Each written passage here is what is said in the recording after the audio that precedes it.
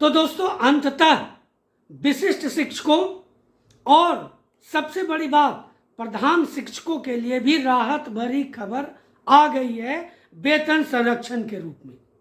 मैं लगातार अपने चैनल पर आपको ये कह रहा था, मैं इन बातों को रख रहा था कि विशिष्ट शिक्षकों को वेतन संरक्षण के लाभ से कोई भी वंचित नहीं कर सकता, क्योंकि ये नियमावली में अंकित है।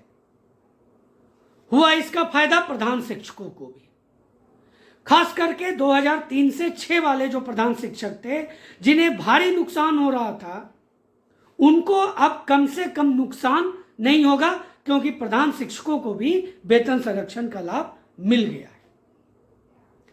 अब प्रश्न सामने ये आता है कि क्या ये वेतन संरक्षण का लाभ देना सेवा निरंतरता की ओर बढ़ता एक कदम है? दूसरा, क्या प्रधान शिक्षकों को वेतन संरक्षण का लाभ दे करके दोस्तों कहीं ना कहीं विशिष्ट शिक्षकों को वेतन संरक्षण का लाभ दे करके प्रधान शिक्षकों का वेतन वृद्धि न करके क्या ये वेतन विसंगति का मामला उत्पन्न हो जाएगा? और साथ ही साथ क्या सिर्फ 20% प्रधान शिक्षकों को ही वेतन संरक्षण से लाभ हुआ, बाकी इससे वंचित रह गए? इन सभी महत्वपूर्ण तथ्यों को मैं आज आपके बीच में रखूंगा। दोस्तों, अधिक से अधिक शेयर कर दीजिएगा, सभी शिक्षकों तक ये बातें पहुंच सके, सभी प्रधान शिक्षक, सभी विशिष्ट शिक्षक तक ये वीडियो पहुंच सके। चैनल पर नए हैं या अभी तक चैनल को सब्सक्राइब नहीं किया है तो चैनल को सब्सक्राइब जरूर कर लीजिएगा।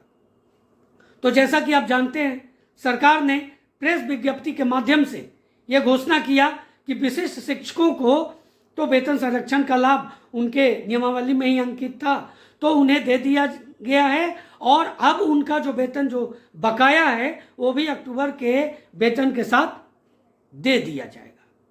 प्रधान शिक्षकों को भी वेतन संरक्षण का लाभ दे दिया गया है। इससे 2003 से 6 तक जो शिक्षक, जो विशिष्ट शिक्षक, जो नियोजित शिक्षक, जो प्रधान शिक्षक बने थे, उनको एक लॉस हो रहा था, क्योंकि उनका वेतन अगर वेतन वृद्धि के साथ देखा जाए तो 32,000 से ऊपर जा रहा था, 33,000 के लगभग, 29,500 पर आ रहे थे, तो उनको एक बड़ा नुकसान हो रहा था। उनके लिए एक राहत भरी खबर हो गई कि उन्हें अब कम से कम नुकसान तो नहीं होगा। अब वेतन विसंगति पर तो मामला जो है उस पर चर्चा करूंगा ही। अब आते हैं 20% और 80% प्रधान शिक्षकों पर। अब देखिए, यहां पर जो कहा जा रहा है कि 2003 से 6 तक 20 से 25% प्रधान शिक्षक ही हैं, तो उन्हें इसका लाभ मिला, लेकिन बाकी 75 से 80% प्रधान शिक्षकों को तो कुछ फायदा नहीं मिला। मैं यहां पर एक बात पहले रख देना चाहता हूं कि जो 75 से 80% हैं उनका वेतन क्या था, एज ए नियोजित, एज ए विशिष्ट, लगभग 25 से 29 के बीच में ही था। तो 30,500 तो कहीं ना कहीं उनको फायदा हो रहा था, ये आप झुठला नहीं सकते, ये आपको लाभ हो रहा था। वेतन वृद्धि की बात मैंने सबसे ज्यादा उठाई है, नहीं हुआ पर होगा, दुरुस्त होगा, ये भी मैं आपको कहता हूं, सरकार को देना पड़ेगा। अब क्यों देना पड़ेगा उस पर भी चर्चा करते हैं, वेतन विसंगति को लेकर के। अब जरा सोचिए, अभी आपने देखा होगा कि बहुत से जो शिक्षक थे 2010 में ज्वाइन किए थे और उनका वेतन उनके बराबर समकक्ष वालों से कम था, तो उन्होंने हाई कोर्ट का शरण लिया था और उन्हें उनके समकक्ष रख दिया गया। लेकिन यहां भी वरीय और कनीय की बात हो जाती है। मैं कुछ वैसे एक आध स्कूलों की बात नहीं कर रहा हूं जहां पर हेड टीचर के रूप में उन शिक्षकों से, वैसे शिक्षकों से पदभार लिया है जो 94 बैच के, 99 बैच के या उसके पहले के बैच के शिक्षक थे, उनसे भी पदभार लिया गया है। मैं उनके समकक्ष की बात नहीं कर रहा हूं कि उनके समकक्ष पहुंचा दिया जाएगा, यह संभव नहीं है। लेकिन एक संवर्ग के रूप में मैं आपको बता रहा हूं कि यहां पर वरीय कनीय की बात आएगी।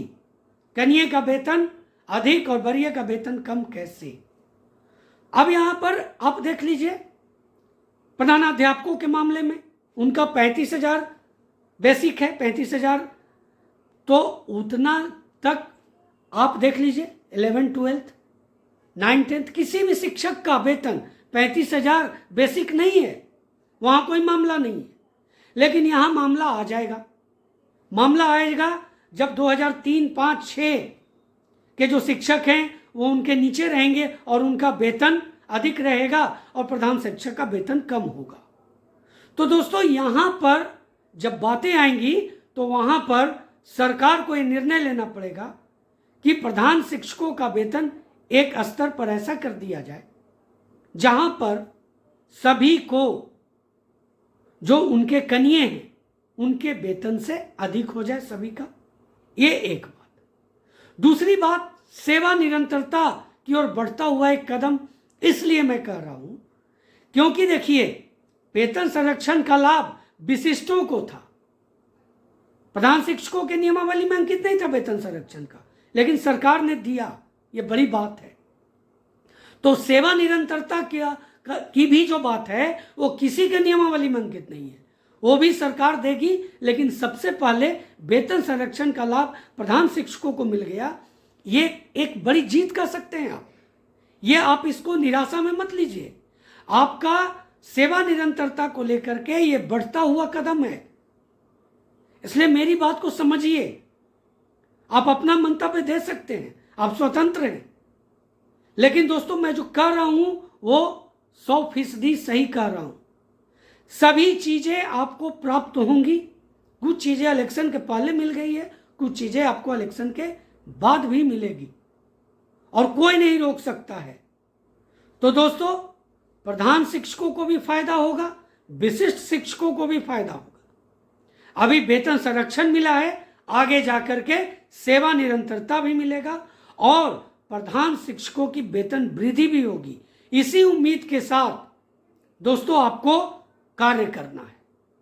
आप मेरे बातों से कितने सहमत हैं जरूर कमेंट करेंगे। चैनल पर नए हैं, अभी तक चैनल को सब्सक्राइब नहीं किया है तो चैनल को सब्सक्राइब कर लेंगे और अधिक से अधिक शेयर करना तो बिल्कुल भी ना भूलेंगे। तो दोस्तों मिलते हैं अगले वीडियो में, तब तक के लिए जय हिंद।